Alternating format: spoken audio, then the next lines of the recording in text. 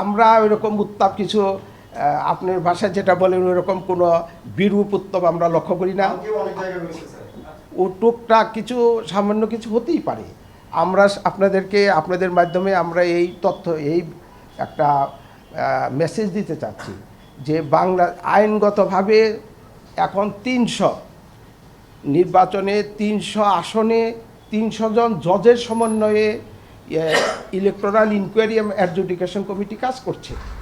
যদি কেউ মনে করেন যে লেভেল প্লেয়িংয়ে ফিল্ডের মধ্যে ঝামেলা হচ্ছে বা কেউ আচরণবিধি ভঙ্গ করতেছেন, তাহলে ওনার কাছে আপনারা নালিশ জানাতে পারেন। 3 ভাবে উনি নালিশ নিতে পারেন। একটা হলো আপনারা কেউ তার কাছে নালিশ করতে পারেন, কেউ তার কাছে কোনো খবর ইনফরমেশন প্রেরণ করতে পারেন, তথ্য প্রেরণ করতে পারেন, অথবা উনি স্ব-উদ্যোগেও নিতে পারেন।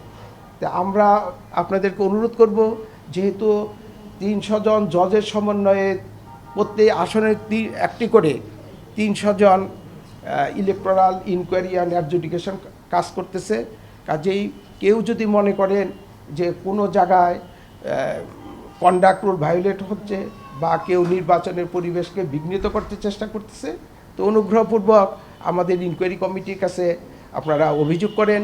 তারা সেটা তদন্ত করবেন, তদন্ত করে কিভাবে তার একটা শাস্তিমূলক ব্যবস্থা গ্রহণ করে নির্বাচন কমিশন কাছে পাঠাবেন এবং নির্বাচন কমিশন সে অনুযায়ী ব্যবস্থা গ্রহণ করবে।